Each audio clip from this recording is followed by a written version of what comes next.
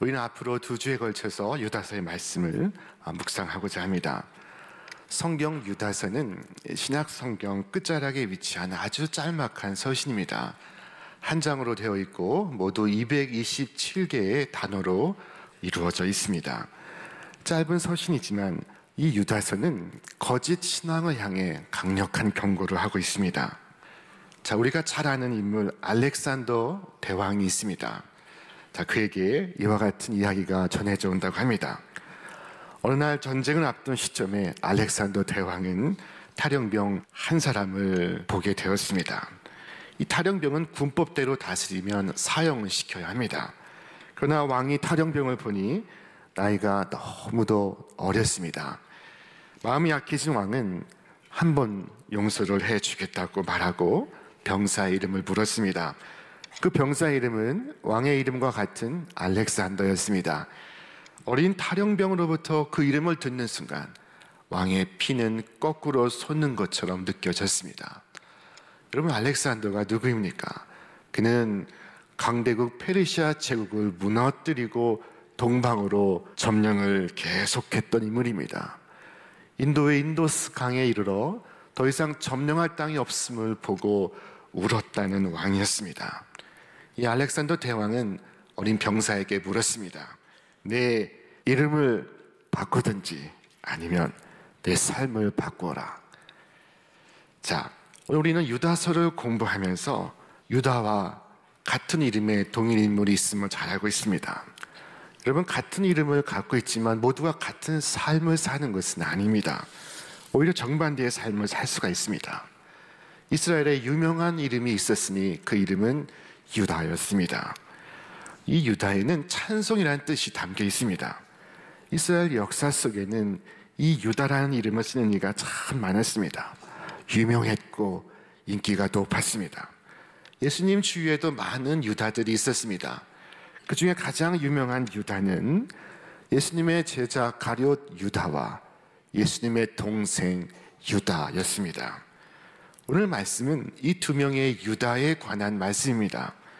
예수님의 제자 유다는 스승을 은 30에 팔아넘긴 악인이었습니다. 그를 부를 때마다 붙는 이름 가룟은 바로 유대의 가룟 땅을 의미합니다. 그것은 그의 출신을 나타내고 있습니다. 물론 예수님의 제자로 가룟 출신 아닌 유다도 있습니다. 성경은 그를 가리켜 다데오 유다라고 말하고 있습니다. 예수님의 제자 대부분이 갈릴리 출신인데 반하여 이 가룟 유다는 유대 출신이었습니다. 예수님의 12 제자 가운데 유일한 유대 출신입니다. 자, 우리로 말하면 유일한 수도권 출신이라는 말씀입니다. 자, 그는 갈릴리 어부 출신들보다 훨씬 더 영리했고 유능했습니다. 세리 출신인 마태가 있었지만 유다가 회계를 도맡아 하곤 했었습니다. 그는 명석했고 그리고 신뢰를 받는 인물이었습니다. 그런 그가 은 30을 받고 선생님을 팔아 넘깁니다. 그토록 유망하고 신뢰받던 유다가 어떻게 그럴 수가 있었을까요? 가룟 유다를 통해 얻는 교훈이 있습니다. 그것은 누구든지 유다처럼 행동할 수 있고 유다처럼 될 수가 있다는 것입니다.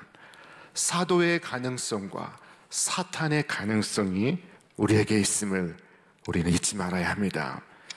성경의 사복음서는 이 유다를 언급할 때마다 12 중에 하나인 유다라고 말씀하고 있습니다. 마태복음 26장에 말씀하실 때 12 중에 하나인 유다가 왔는데, 마가복음 14장 12 중에 하나인 가룟 유다가 예수를 넘겨주려고, 누가복음 22장 12 중에 하나인 가룟신이라 부르는 유다에게 사탄이 들어가니, 요한복음 6장 이 말씀은 가룟 시몬의 아들 유다를 가리키심이라. 그는 12 중에 하나로.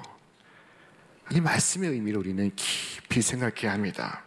이 말씀은 예수님을 따르는 보편적인 사람들 가운데, 심지어 예수님의 제자 가운데, 오늘 예수님의 설교 말씀을 듣는 이들 가운데 예수를 팔아 넘길 자가 있다는 것입니다.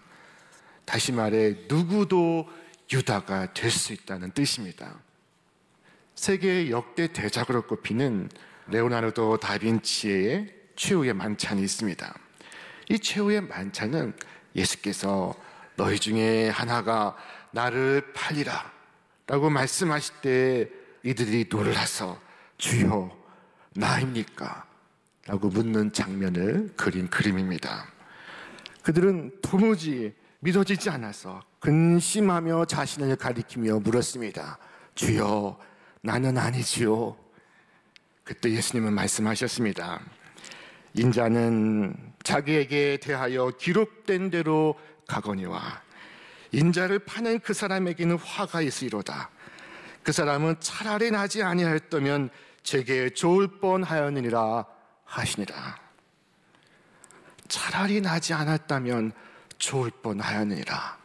주님께 이와 같은 평가를 받은 가룟 유다의 생은 얼마나 비참한 생입니까? 그런데 이 그림의 모델로 예수의 모델과 가룟 유다의 모델이 동일 인물이라는 사실을 아는 사람은 많지 않습니다. 이 다빈치는 최후의 만찬을 그리면서 11명의 제자를 그렸습니다. 자, 그리고 마지막으로 예수님과 가룟 유다의 그림을 그려넣지 못하고 있었습니다. 그러나 어느 날 그가 시골 성당에 찾아가 예배를 드리던 중에 성가대석에서 찬양하던 한 소년을 보았습니다. 이 소년의 모습은 마치 하늘에서 내려온 천사처럼 아름다웠습니다. 그의 모습은 예수님의 모델이 되기에 손색이 없었습니다.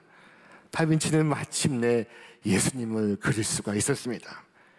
그리고 예수님을 그린 후에 가룟 유다의 모델을 찾아서 다시 헤매이게 되었습니다. 마지막 한 사람의 모델 때문에 10년의 시간이 흘렀습니다. 그러던 어느 날 우연히 길을 걷다가 험악한 얼굴로 술에 취해 쓰러져 있는 한 사나이를 발견했습니다. 너무나도 놀랍게 가룟 유다의 모습을 연상시키고 있었습니다. 그 청년을 바라보는 순간 다빈치는 다시 한번 무릎을 쳤습니다. 그 모습은 어디로 보아도 사악하고 욕심 많은 가룟 유다의 모습을 비추고 있었기 때문입니다. 다빈치는 모델을 제안했고 그는 순순히 모델에 응했습니다. 그리고 마침내 세계적인 명작 최후의 만찬을 완성할 수가 있었습니다. 그림이 맞춰지고 일어나면서 청년은 다빈치에게 말했습니다. 선생님, 혹시 저를 기억하지 못하십니까? 저는 10년 전에도 선생님의 모델이 된 적이 있습니다. 그때서야 다빈치는 이 술주정뱅이가 옛날 예수의 모델을 했던 소년이었음을 깨닫게 되었습니다. 이 사건처럼 인간은 누구라도 예수와 가룟 유다, 천사와 악마, 천국과 지옥의 가능성을 동시에 쥐고 있습니다. 자, 그렇다면 유다는 왜 예수님을 배반하는 선택을 하였을까요? 자, 그것은 뿌리 깊은 탐욕 때문이었습니다. 성경은 탐욕을 일찍이 경계하고 있습니다. 우리 함께 말씀 읽겠습니다. 돈을 사랑함이 일만하게 뿌리가 되나니 이것을 탐내는 자들은 미혹을 받아 믿음에서 떠나 많은 근심으로써 자기를 찔러도다. 가룟 유다가 이 말씀의 실증 인물입니다. 어느 날 마리아는 지극히 값진 향유옥합 하나를 가져와 깨트려 예수의 발 아래 붓고 그리고 자신의 머리털로 예수의 발을 씻겼습니다.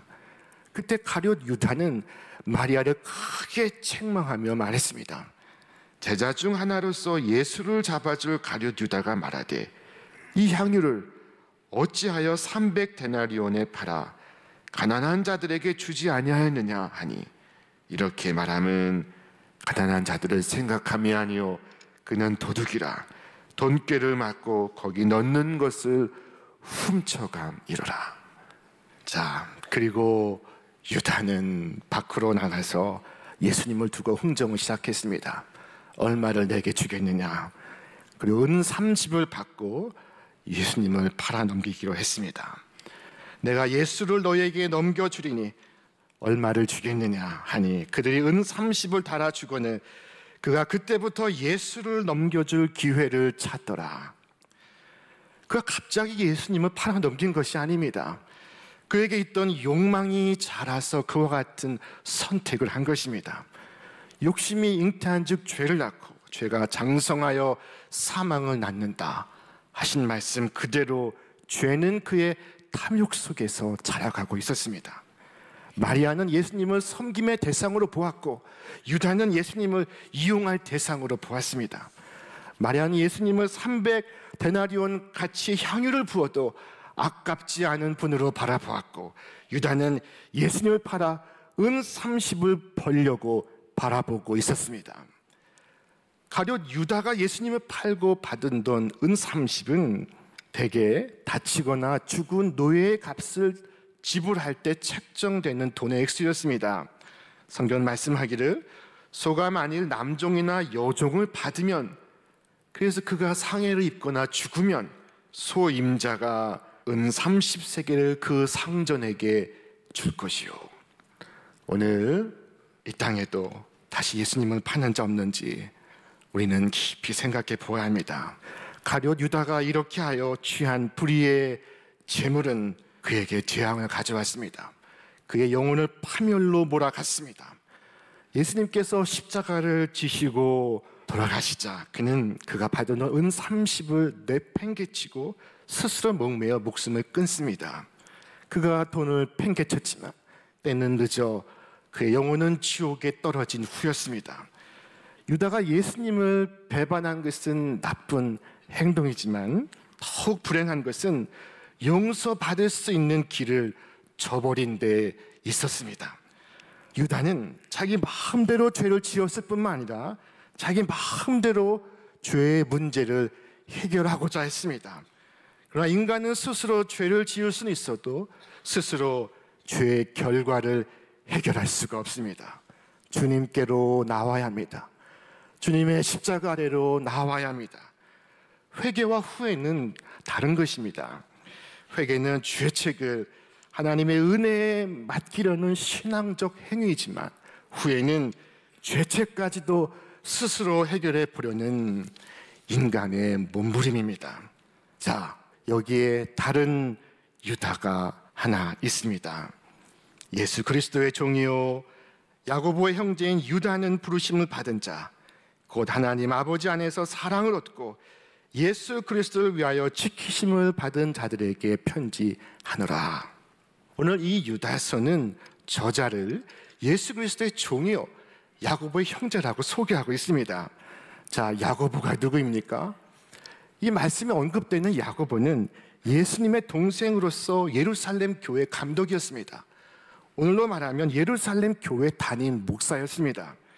자, 그렇다면 유다서의 저자 유다 역시 예수님의 동생이라는 것입니다. 성경은 예수님의 동생들의 이름을 소개하고 있습니다. 이 사람이 마리아의 아들 목수가 아니냐, 야고보와 요셉과 유다와 시몬의 형제가 아니냐, 그 너희들이 우리와 함께 여기 있지 아니하냐. 이로 보건대 유다서의 저자는 예수님의 동생 유다였던 것입니다. 그는 형 야고보와 더불어 예루살렘 교회를 섬기는 일꾼이었습니다. 그러나 그는 자신을 주의 형제나 동생으로 소개하지 않고 주의 종이라 표현하고 있습니다. 그것은 형 야고보도 마찬가지입니다.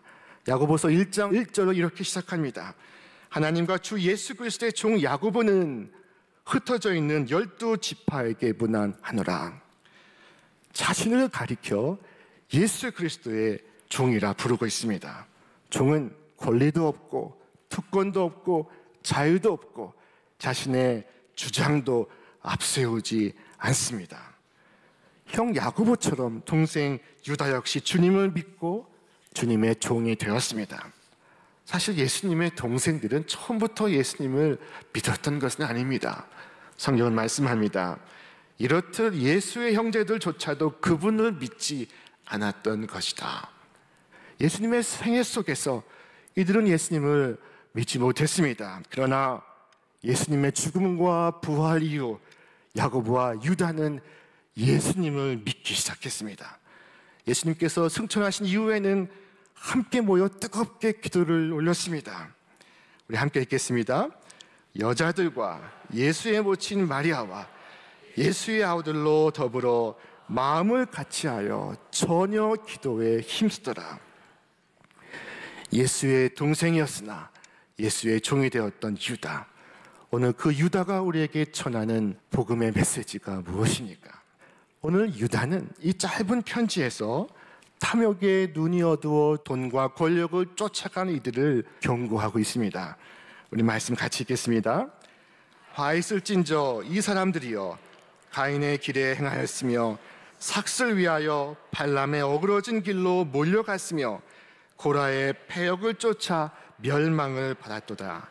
이 사람들은 원망하는 자며 불만을 토하는 자며 그 정욕대로 행하는 자라. 그 입으로 자랑하는 말을 내며 이를 위하여 아첨하느니라.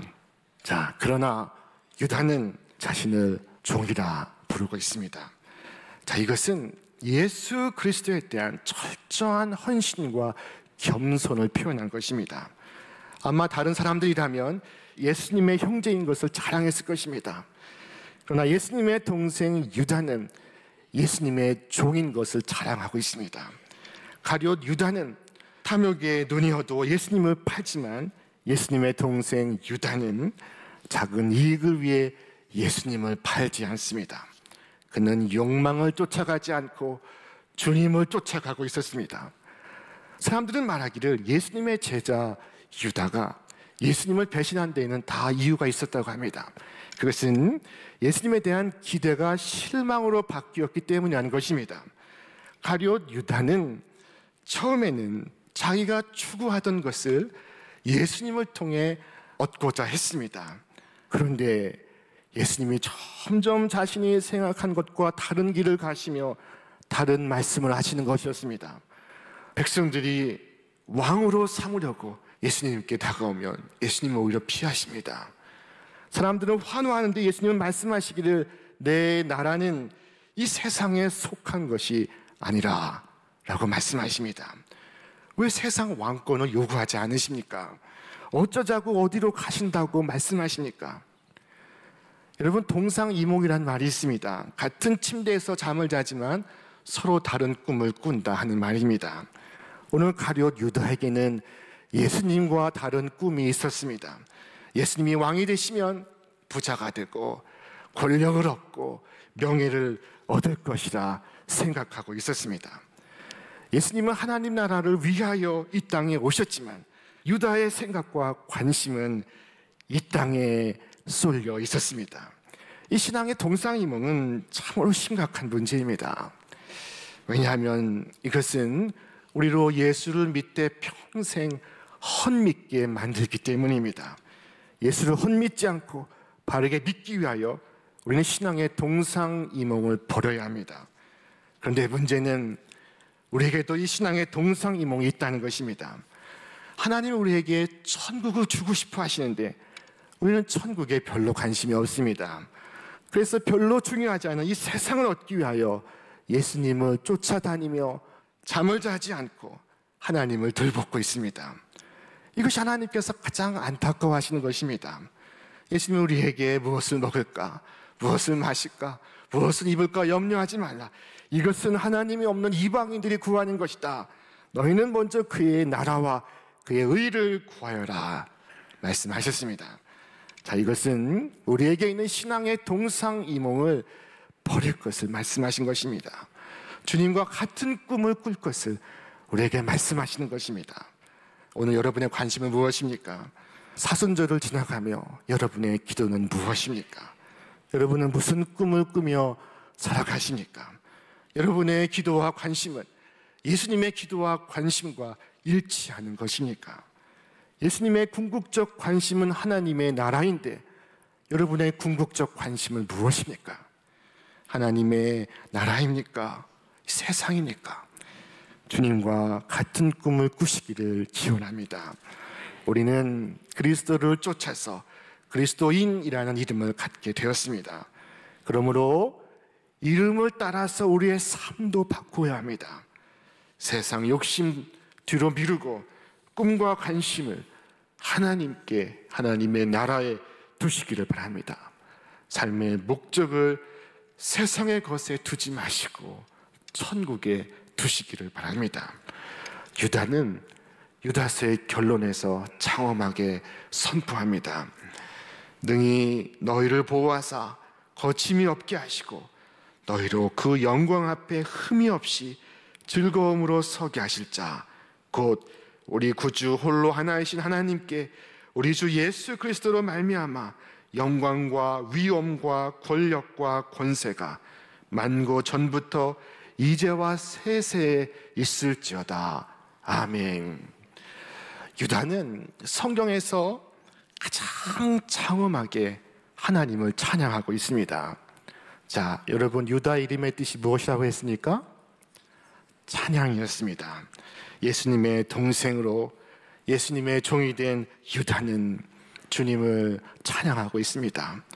성경에서 가장 손꼽히는 장엄한 노래로 주님을 찬양하고 있습니다.